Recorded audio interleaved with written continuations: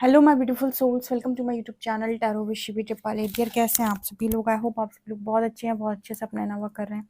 Channel पर आए तो रिक्वेस्ट करूंगी सब्सक्राइब करें इस चैनल को। वीडियो पसंद आता है तो लाइक दिस वीडियो। गाइस, शुरू करते हैं रीडिंग। देखते हैं कि आपको इस रिश्ते में, इस इंसान से, इस पार्टनर से आपको धोखा क्यों मिला, आपको इतनी ज़्यादा तकलीफ, इतनी ज़्यादा पेनफुल सिचुएशन आपकी क्यों रही। लेट्स सी कार्ड्स आपके लिए क्या बताते हैं।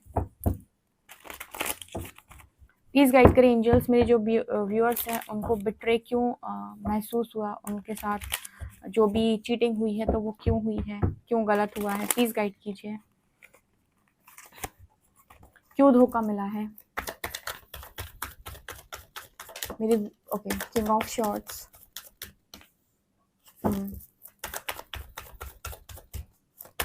Okay, S of cups,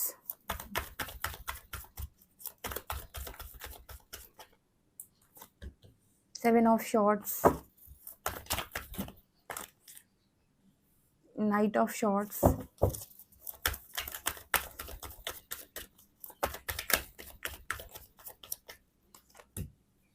S of shorts,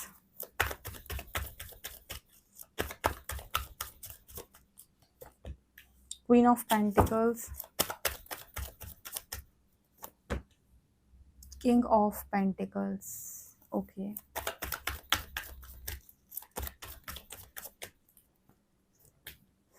seven of cups,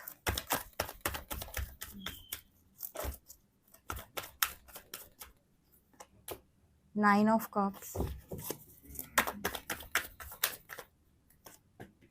and strength,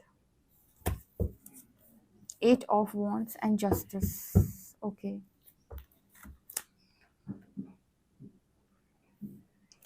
okay, तो यहाँ पर मुझे क्या नज़र आ रहा है, आज की रीडिंग में ना दो क्वींस नहीं आई हैं, दो किंग्स निकल के आए हैं। King of shorts and king of pentacles. एक कपल आया है, एक सेम एलिमेंट का कपल आया है जो एक दूसरे की तरफ बिल्कुल भी नहीं देख रहा है। ओके, सो मुझे कार्ड्स क्या बता रहे हैं वो मैं आपको बताती हूँ। सो आपको इस पर्सन से बेसिकली धोखा क्यों मिला, ये कार्ड्स क्या बताने की कोशिश कर रहे हैं। मुझे यहाँ पर जो नज़र आता है वो यहाँ पर ये दिखाई देता है कि you know what, king of shorts and king of pentacles. Okay, and यहाँ पर क्वीन ऑफ पेंटिकल्स। ये कार्ड्स ऐसे बात कर रहे हैं कि यहाँ पर ना आप दोनों के बीच में बहुत बहुत ज़्यादा कन्फ्यूजन क्रिएट होकर रखी थी पास्ट के अंदर, बहुत ही ज़्यादा कन्फ्यूजन।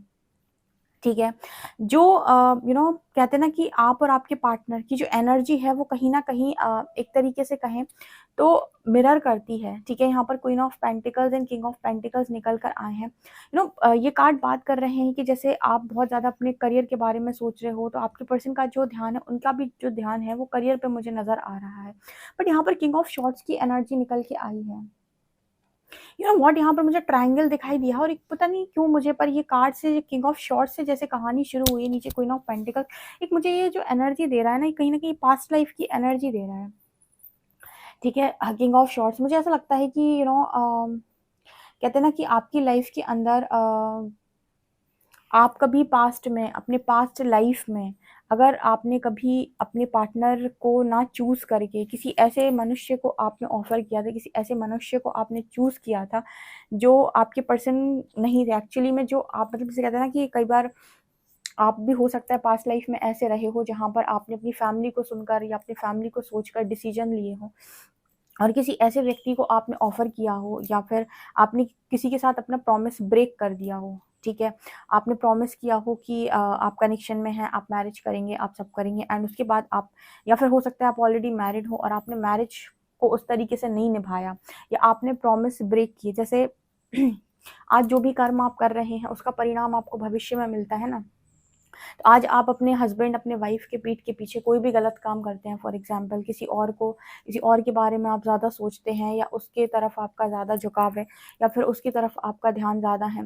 ठीक है, या फिर आप मतलब अपने पार्टनर के साथ हैं, उसकी तरफ ना ध्यान देकर आप किसी और की तरफ ज़्यादा फोकस्ड हैं, उसको नहीं आप प्रायोरिटी दे रहे, किसी और को दे रहे हैं और जब टाइम आ रहा है मैरिज का तो उसके साथ ना मैरिज करके आप कहीं और भाग जा रहे हैं।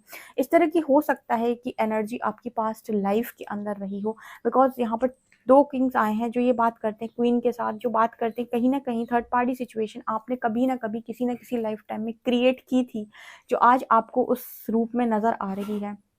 या फिर आपने जिसको ऑफ़र करना चाहिए था, जिसको कहना चाहिए था, ठीक है? जिसको मतलब जो डिज़र्व करता था, उसको ना चीज़ें देकर आपने चीज़ें उसको दी जो डिज़र्व नहीं करता था। कई बार हमारा जो प्रैक्टिकल माइंड होता है वो यू नो हमें चीज़ें करने पर मजबूर करता है। हमें अपने माइंड का यूज़ कभी भी उस जगह पर नहीं करना होता है जहाँ पर हम ऑलरेडी प्रॉमिस कर चुके हैं, ठीक है? जैसे मान लीजिए आपने कहीं पर भी प्रॉमिसेस किए हुए हैं बहुत ज़्यादा और आप अब टाइम है अब उन प्रॉमिसेस को निभाने का और वहाँ पर अब आप अपने प्रैक्टिकल माइंड का यूज़ करके कहें कि नहीं भई, प्रैक्टिकल माइंड कह रहा है कि अब मुझे यहाँ से इस इंसान से मेरा कोई ताल्लुकात नहीं है और इसका जितना फ़ायदा मैंने उठाना था उठा लिया।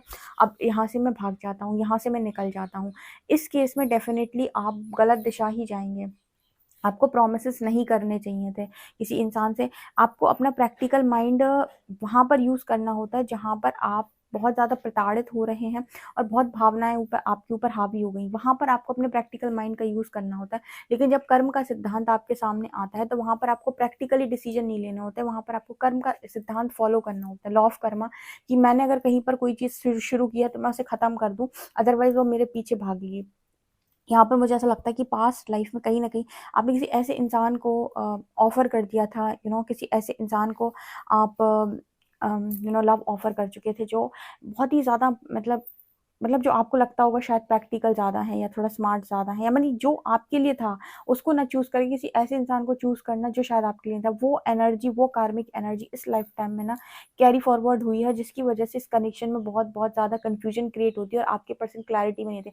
अगर इस लाइफ़ टाइम में मान लीजिए आपका पर्सन बहुत अच्छा भी है और वो आपको ऑफ़र करना भी चाहता है, वो आपके साथ गलत नहीं भी करना चाहता, फिर भी अगर वो कन्फ्यूज़िंग एनर्जी में रहता है और बहुत ही ज़्यादा फ़ॉगी माइंड उसका रहता है, तो ये कारण अगर फिर भी आपसे रन करता है वो, तो उसका कारण यही है कि वो कार्मिक एनर्जी पास्ट लाइफ़ वाली आप दोनों के बीच में ट्रिगर होती है, ठीक है? जिसकी वजह से वो आपको जो पेन मिलना है, जो उसने आपकी वजह से झेला था, वो आपको डेफ़िनिटली यहाँ पर मिलता है।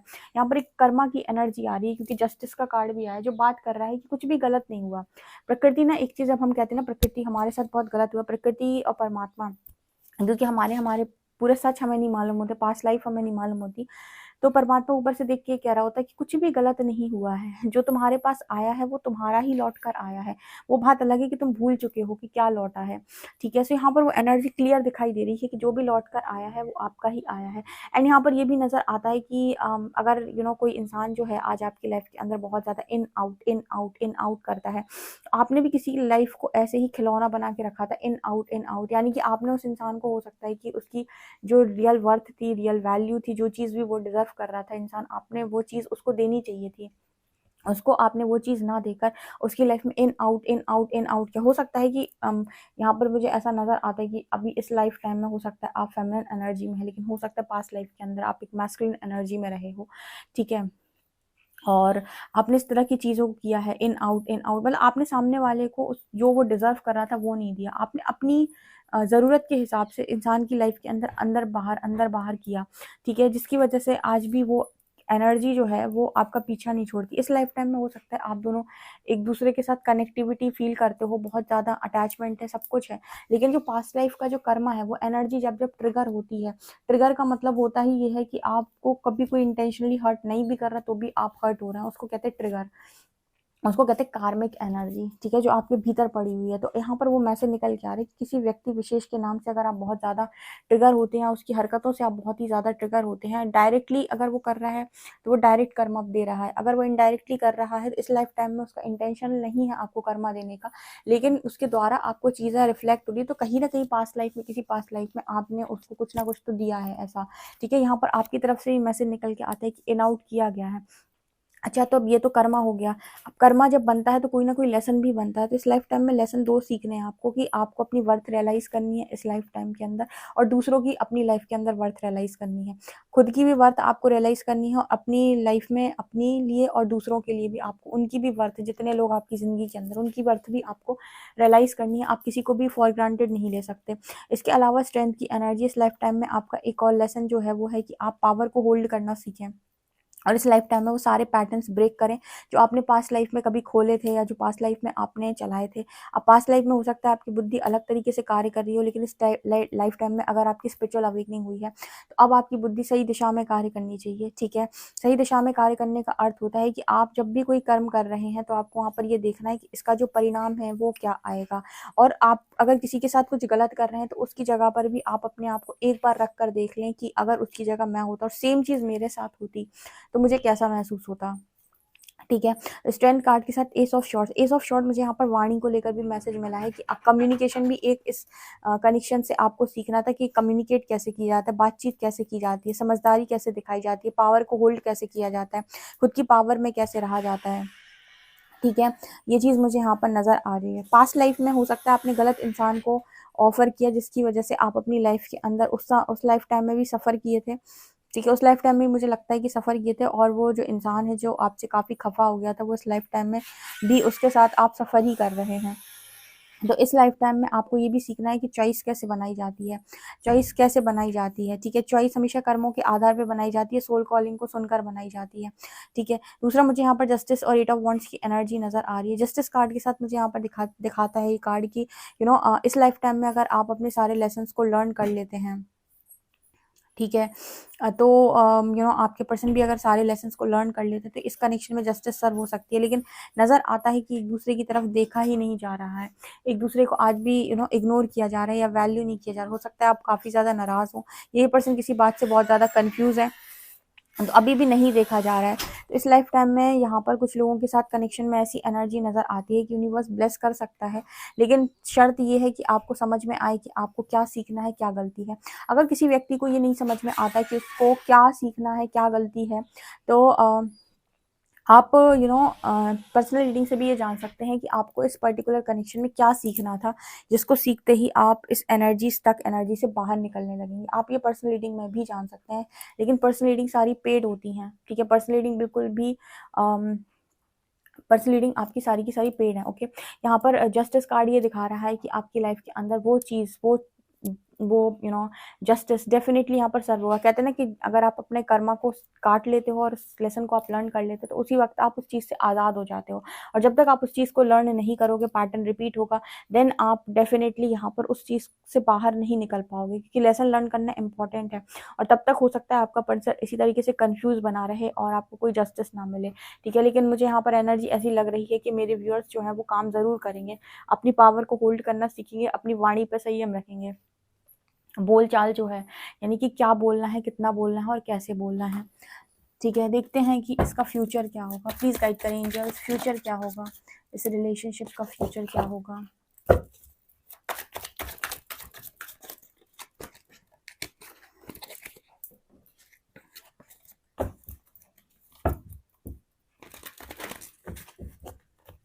फ्यूचर क्या होगा रिलेशनशिप का। 4 of shorts,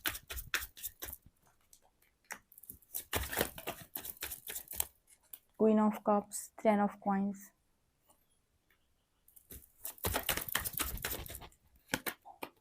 and 7 of wands.